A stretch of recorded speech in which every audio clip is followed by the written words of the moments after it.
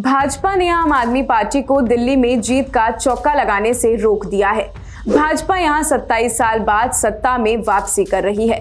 27 साल पहले भाजपा की सुषमा स्वराज 52 दिन के लिए दिल्ली की मुख्यमंत्री रही थी। अरविंद केजरीवाल के इस्तीफे के बाद आतिशी ने दिल्ली की तीसरी महिला मुख्यमंत्री के तौर पर शपथ ली थी। केजरीवाल के इस्तीफे के बाद दिल्ली चुनाव का पूरा दृश्य ही बदल गया। भाजपा मुखर हो गई। वहीं कांग्रेस ने भी इस तरह टिकट बांटे जिसने आम आदमी पार्टी को कई सीटों पर आसान जीत से रोक दिया। जानिए भाजपा की जीत और आम आदमी पार्टी की हार के क्या कुछ कारण रहे, क्योंकि दिल्ली में इतना सब करने के बाद भी केजरीवाल सरकार अपनी नहीं बना पाए हैं। 2015 में 67 सीटों के साथ प्रचंड जीत हासिल करने वाले आम आदमी पार्टी 10 साल बाद ही दिल्ली की सत्ता से बाहर हो गई। चुनाव आयोग के रुझानों में बीजेपी की स्पष्ट बहुमत की सरकार बनी है। 70 सीटों वाली दिल्ली में सरकार बनाने के लिए 36 विधायकों की जरूरत होती है। आप आदमी पार्टी को समर्थन देने के लिए हनुमान बेनीवाल की पार्टी राष्ट्रीय लोकतांत्रिक पार्टी भी मैदान में उतरी थी। साथ मिलने के बावजूद भी आम आदमी पार्टी दिल्ली में सरकार नहीं बना पाई है। आम आदमी पार्टी की हार का मुख्य कारण भ्रष्टाचार का आरोप और काम ना करने की राजनीति थी। आप पर कई मौकों पर यह आरोप लगे कि काम ना करने की स्थिति में उसका ठीकरा किसी और पर फोड़ देती है। हार का एक कारण आपका लाभार्थी वोटरों का पलटना भी है। केजरीवाल ने लगातार 3 बार दिल्ली में आम आदमी पार्टी की सरकार बनाई। अपनी सरकार की लोक लुभावन नीतियों की वजह से ही वो सत्ता में बने रहे। पूरी पार्टी केजरीवाल के इर्द गिर्द ही घूमती रही। लेकिन दिल्ली की शराब नीति से जुड़े मामले में गिरफ्तारी और जेल जाने के बाद जब वो रिहा हुए तो वो सितंबर 2024 में जिन्होंने इस्तीफा दे दिया था। सत्येंद्र जैन पहले ही जेल जा चुके थे। वहीं पूर्व उप मुख्यमंत्री मनीष सिसोदिया और संजय सिंह को भी लंबे समय तक जमानत नहीं मिली थी। आम आदमी पार्टी के बड़े नेताओं का जेल जाना और अदालती शर्तों से बंधे रहना चुनाव में पहले ही बड़ा टर्निंग पॉइंट लेकर आ चुका था। एक अहम तथ्य ये भी है कि भ्रष्टाचार के खिलाफ आंदोलन में निकली अरविंद केजरीवाल की आम आदमी पार्टी को भ्रष्टाचार के बड़े आरोप लगे। केजरीवाल ने हमेशा से वीआईपी कल्चर पर सवाल उठाए हैं, लेकिन इस बार शीश महल को लेकर उन पर ही सवाल खड़े हो गए। भाजपा कांग्रेस ने आपको जमकर घेरा। अरविंद केजरीवाल की पार्टी भ्रष्टाचार आंदोलन से निकल कर आई थी, लेकिन 10 साल बाद ही पार्टी के बड़े नेताओं पर भ्रष्टाचार के गंभीर आरोप लगे। अरविंद केजरीवाल, मनीष सिसोदिया, संजय सिंह को तो शराब घोटाले में जेल तक भी जाना पड़ा था।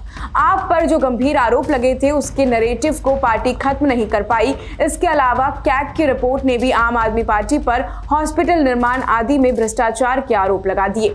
आपने कैग की रिपोर्ट पर बहस कराने की बजाय इसे इग्नोर करने की कोशिश की। पूरे चुनाव में भ्रष्टाचार के मुद्दे की गूंज रही।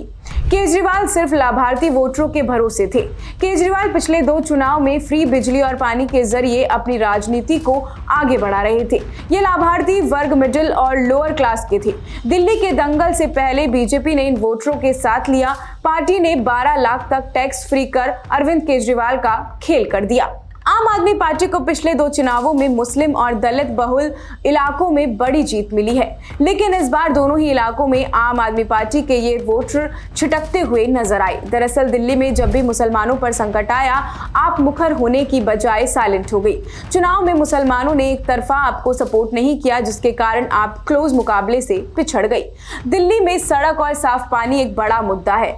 आप एमसीडी चुनाव जीतने के बाद ही सड़क और साफ पानी देने का वादा किया था, लेकिन इन वादों को पूरा नहीं कर पाई। जेल से निकलने के बाद आम आदमी पार्टी के प्रमुख अरविंद केजरीवाल ने सड़कों के मुद्दे को हल करने का वादा किया था, लेकिन कर नहीं पाई। दिल्ली की सत्ता पर काबिज होने से पहले ही केजरीवाल और तमाम आप नेता यमुना की सफाई के मुद्दे को उठाते रहे। तत्कालीन दिल्ली की सरकार को आड़े हाथों लेकर सभी नेताओं ने सरकार में आने पर नदी को साफ करने का दावा किया था। इसके बाद दिल्ली की जनता ने आपको सरकार बनने का मौका दिया। हालांकि 10 से भी ज्यादा साल तक सत्ता में रहने के बाद भी यमुना साफ नहीं हो पाई। इस बार जब चुनाव प्रचार प्रसार चल रहा था तो उत्तर प्रदेश के मुख्यमंत्री योगी आदित्यनाथ ने दिल्ली आकर केजरीवाल को चुनौती भी दी थी। दिल्ली में शराब मुद्दे की गूंज थी। आप पर आबकारी नीति में घोटाले के आरोप लगे थे। शराब मुद्दे को बीजेपी ने खूब भुनाया था। आप इसका काउंटर नहीं कर पाई। कोर्ट ने आपके नेताओं को जमानत तो दी, लेकिन शर्तों के साथ। इस वजह से आप इस पर ज्यादा मुखर नहीं हो पाई। कांग्रेस ने आपका खेल बिगाड़ दिया। कांग्रेस को इस चुनाव में पिछली बार से काफी ज्यादा वोट मिले। आप उनकी सीटों पर पिछड़ी हुई है। यहाँ कांग्रेस मजबूत स्थिति में थी। कांग्रेस के अलावा असदुद्दीन ओवैसी की AIMIM ने भी आपका नुकसान किया। AIMIM ने 2 उम्मीदवार दिल्ली के दंगल में उतारे थे। आम आदमी पार्टी ने महिलाओं को साधने के लिए 2100 रुपए प्रति माह देने का वादा किया। पूरे चुनाव में आपके पास यही एक बड़ा वादा था, लेकिन जनता ने इस पर भी भरोसा नहीं किया। अरविंद केजरीवाल को सुप्रीम कोर्ट से सशर्त जमानत मिली हुई है। इसके तहत केजरीवाल मुख्यमंत्री की कुर्सी संभाल नहीं सकते हैं। कांग्रेस और बीजेपी जनता में यह संदेश देने में कामयाब भी रही कि आपकी सरकार आने पर भी केजरीवाल मुख्यमंत्री नहीं बन पाएंगे। प्रधानमंत्री नरेंद्र मोदी ने चुनावी सभा में आपको आपदा करार कर दिया। इसमें भाजपा कार्यकर्ताओं में जोश दुगना हो गया। इस चुनावी नारे के साथ ही भाजपा के हर कदम पर केजरीवाल और उनकी पार्टी को निशाना बनाया। किसानों के फायदे के काम हो या फिर आयुष्मान योजना हो, केंद्र की हर वो योजना जो दिल्ली में आप सरकार ने लागू नहीं की, अन्य राज्यों को उससे होने वाले लाभ भाजपा ने दिल्ली की जनता को बताए। आपके इस रवैये को भाजपा ने आपदा करार दिया। इसी चुनावी नारे के साथ भाजपा ने आपको टक्कर दे डाली। तो ये कुछ तमाम ऐसे कारण रहे जिसकी वजह से आम आदमी पार्टी को चुनावी हार मिली। दिल्ली में वो अपनी एक बार फिर से सरकार नहीं बना पाई। ऐसी और भी तमाम अपडेट्स और जानकारियों के लिए आप बने रहिए हमारे चैनल भारत रफ्तार पर। नमस्कार।